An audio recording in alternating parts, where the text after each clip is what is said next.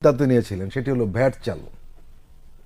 শুরুর দিকে দেখা যাচ্ছিল এই ভ্যাট নিয়ে অনেকে সমালোচনা করেছে, কিন্তু শেষ পর্যন্ত দেখা গেল এটি একটি যুগান্তকারী সিদ্ধান্ত।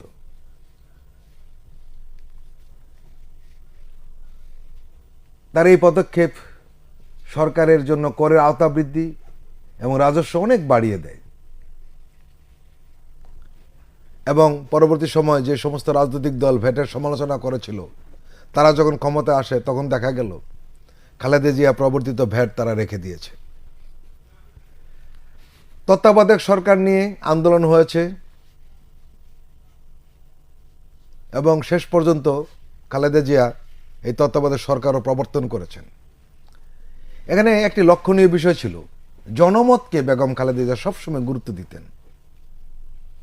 পাবলিক উইল বলে যে কথাটা রয়েছে, সেটাকে তিনি সর্বোচ্চ পর্যায়ে রাখতেন।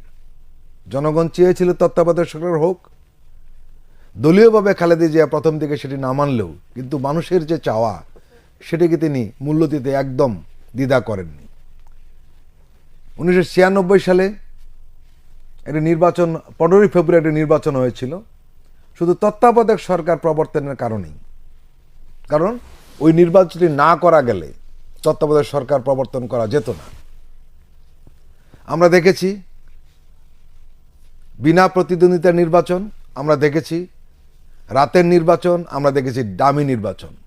সবগুলির লক্ষ্য ছিল একটাই, ক্ষমতায় থেকে যাওয়া, ক্ষমতার তাড়না ফ্যাসিস্টদেরকে মোহিত করে রাখত। কিন্তু আমরা দেখলাম 1996 সালে নির্বাচনের পর মাত্র 12 দিন ছিল এই সরকারের মেয়াদ।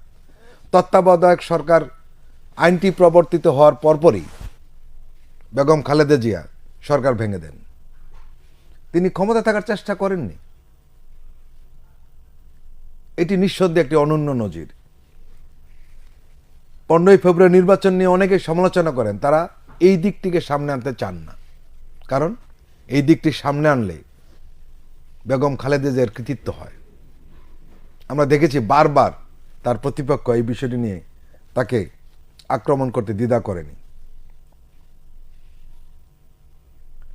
আরেকটা পদক্ষেপ নিয়েছিলেন পরিবেশের ব্যাপারে, সেটি খুব আলোচিত বিষয়।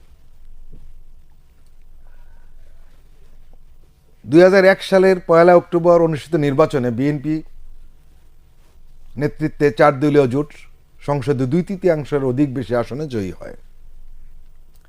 10 অক্টোবর খালেদা জিয়া তৃতীয়বারের মতো দেশের প্রধানমন্ত্রী হিসেবে শপথ গ্রহণ করেন।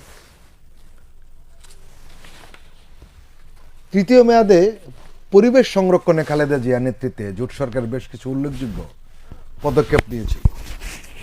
এর মধ্যে 2002 সালে পলিথিন শপিং ব্যাগ উৎপাদন ও ব্যবহার নিষিদ্ধ ঘোষণার সিদ্ধান্ত ছিল সবচেয়ে বেশি উল্লেখযোগ্য।